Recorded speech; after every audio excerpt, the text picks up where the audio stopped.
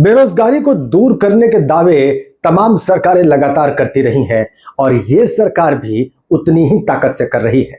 लेकिन सच्चाई ये है कि ये वो रोग है जो खत्म होने का नाम नहीं ले रहा। जिनको आस थी कि उनको नौकरी मिल जाएगी, वो काबिल हैं, वो नौकरी पा लेंगे, नौकरी क्या एक ये अस्थायी कॉन्ट्रैक्ट हासिल कर लेंगे 7,000 रुपयों के लिए। उन्होंने एक मोर्चा बनाया, बीपीएड मोर्चा, और इस मोर्चे के जरिए उन्होंने व्यवस्था और सरकार पर एक दबाव बनाने का विचार किया, उसका प्लान किया, उसकी योजना बनाई। ये लखनऊ की सड़कों पर उतरे, कुछ प्रदर्शक जो प्रदर्शन थे वो हिंसक भी हुए, उसमें वॉयलेंस भी थोड़ा बहुत हुआ, इनके ऊपर लाठियां भी चली, ये सब हुआ, पानी की बौछार इनके ऊपर डाली गई, लेकिन ये लगे रहे। इन्होंने गोरखपुर में भी प्रदर्शन किया, वहां भी मुख्यमंत्री से मुलाकात की कोशिश की, लेकिन वहां भी इनको खदेड़ दिया गया। इस मोर्चे के अध्यक्ष धीरेन्द्र यादव कहते हैं कि उन्हें तो इस चक्कर में कई बार जेल जाना पड़ा। एक और विडंबना देखिए, ये समाज, ये देश, लोग, सरकारें, नेता, ये सब खेलकूद की बहुत सारी बात करते हैं। ये कहते हैं पूरा जोर देकर कि हमारे बच्चों को खेलकूद में आगे होना चाहिए, उन्हें फिजिकल एजुकेशन हासिल करनी चाहिए, फिजिकली स्ट्रांग होना चाहिए, क्योंकि स्वस्थ शरीर में स्वस्थ मस्तिष्क निवास करता है। बचपन से बात सुनते आ रहे हैं हम। कहा तो यह भी जाता है कि हमारे लोग इंटरनेशनल प्लेटफॉर्म्स पर उस तरीके से मेडल्स नहीं जीत पाते हैं जितनी बड़ी आबादी हमारे पास है। यानी हम खेल कूद में उतने एक्सपर्ट, उतने ज्यादा चैंपियन पैदा नहीं कर पाते जितना इस देश का मान बढ़ाने के लिए जरूरी है।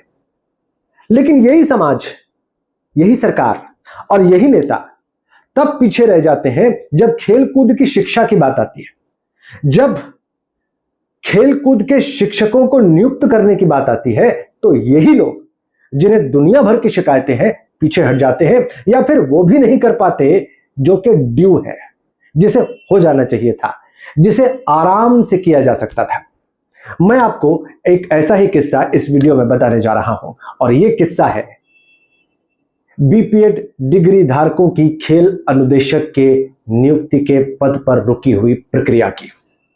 जी, साल 2016 में सितंबर के महीने में एक भर्ती निकलती है खेल अनुदेशक की बीपीएड डिग्री धारकों के लिए। लाख से ज्यादा लोग उसमें अप्लाई करते हैं, लेकिन 10 साल तकरीबन पूरे होने को हैं और वो नियुक्ति की प्रक्रिया आज तक पूरी नहीं हो पाई। कॉन्ट्रैक्चुअल नौकरी के 32,022 पद निकले थे। 1 लाख से ज्यादा लोगों ने अप्लाई किया। साल 2016 का था। 7,000 रुपए का मानदेय था उस वक्त, महीने का, जो उस वक्त अनुदेशकों को मिलता था उत्तर प्रदेश के। और उस 7,000 रुपए के मानदेय की नौकरी के लिए 1 लाख से ज्यादा युवकों ने अप्लाई किया था। कुल 32,022 पद थे और वो प्रक्रिया पूरी नहीं हो पाई, और 10 साल अब पूरे होने को है। क्या विडंबना है, कैसा इंतजार है, एक ऐसा इंतजार जो खत्म ही नहीं हो रहा, जो बस चलता चला जा रहा है, जो रुकता ही नहीं। सितंबर 2016 में नियुक्ति की घोषणा की गई कि ऐसी नियुक्ति होगी, प्रक्रिया शुरू हुई, और मार्च 2017 आते आते उत्तर प्रदेश की सरकार बदल गई। समाजवादी पार्टी की जगह भारतीय जनता पार्टी की प्रचंड बहुमत की सरकार बन गई। अखिलेश यादव के बजाय योगी आदित्यनाथ उत्तर प्रदेश के मुख्यमंत्री हुए, और सरकार ने सत्ता में आते ही जो कुछ सबसे पहले काम किए उनमें से एक यह भी था कि जो तमाम नियुक्ति की प्रक्रियाएं चल रही थीं उन पर रोक लग गई। कारण दिया गया रिव्यू का, जिसे हिंदी में आप कहते हैं पुनरावलोकन। और अप्रैल में जो पहली काउंसलिंग होनी थी इस खेल अनुदेशक की नियुक्ति के लिए, उसके ठीक पहले ये आदेश उस नियुक्ति की प्रक्रिया को रोक गया। नतीजा यह हुआ कि वो नियुक्ति आज भी नहीं हुई है। वो 32,022 अनुदेशक पद आज भी खाली पड़े, और आज भी पुनरावलोकन का काम चले जा रहा है, चले जा रहा है और चले जा रहा है। इसे हाईकोर्ट में चैलेंज किया गया। हाईकोर्ट से होते हुए ये मामला सुप्रीम कोर्ट पहुंचा, और फिर सुप्रीम कोर्ट फिर से इसे वापस हाईकोर्ट भेज चुका है। यानी जो नियुक्ति की प्रक्रिया 2017 के खत्म होते होते तक खत्म हो जानी चाहिए थी, वो नियुक्ति की प्रक्रिया 2026 आधा खत्म हो चुका है, अब तक खत्म नहीं हुई है। यह है रोजगार का सच, यह है नियुक्तियों का सच, और यह है भर्तियों का कड़वा सच। वैसे ये खेल अनुदेशक जो नियुक्त होने की प्रक्रिया का इंतजार कर रहे हैं 10 साल से लगभग, ये वैसे ही होते जैसे कि वो शिक्षक अनुदेशक उत्तर प्रदेश के हैं जिनको अब जाकर इस अप्रैल महीने से 17,000 रुपयों का मानदेय मिल रहा है। ये वैसे ही होते और इन्हें भी अपने एरियर के लिए इंतजार ही करना होता है, जैसे कि इस वक्त नियुक्त शिक्षक अनुदेशक कर रहे हैं। इनकी तकलीफ कोई कम नहीं होने वाली थी, लेकिन कम से कम इनके पास एक नौकरी होती, कम से कम इनके पास बताने के लिए कुछ होता समाज में, परिवार में, कथित अपने लोगों के सामने, लेकिन वो भी मौका इन्हें नहीं मिला।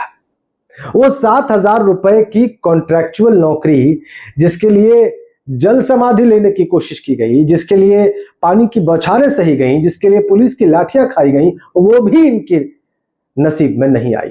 तो भाग्य के खेल बड़े अजीब होते हैं, और अगर वो भाग्य बेरोजगारों के साथ खेल रहा हो तो वो खेल और भी ज्यादा अजीब हो जाता है।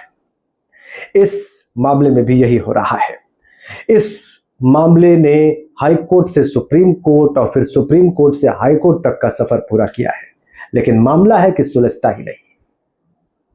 यह सरकार रिकॉर्ड नौकरी और रोजगार देने का वादा कर रही है। उसके अपने आंकड़े हैं, उसके अपने तथ्य हैं, उसके अपने दावे हैं, लेकिन वो सारी बातें मैं आपके ऊपर छोड़ता हूं। आप समझे, आप जाने कि उन दावों में कितना सच है। लेकिन जो कहानी मैंने आपको बताई है इन बीपीएड डिग्रीधारी नौजवानों की, जिनकी जिंदगी के 10 साल इस कॉन्ट्रैक्चुअल नौकरी की तलाश में जा चुके हैं, वो भी अपना एक सच है।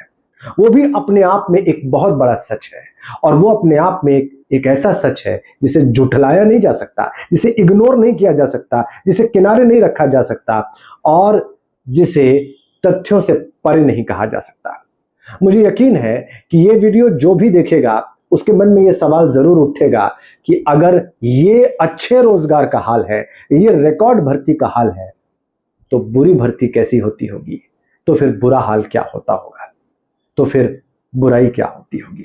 सोचिए आप, समझिए आप, फैसला करिए और तय करिए कि क्या होना चाहिए, और यह भी समझिए कि क्या हो सकता था, और यह भी महसूस करने की कोशिश करिए जो इन बीपीएड की डिग्रीधारी नौजवानों ने इतने सालों में महसूस किया है।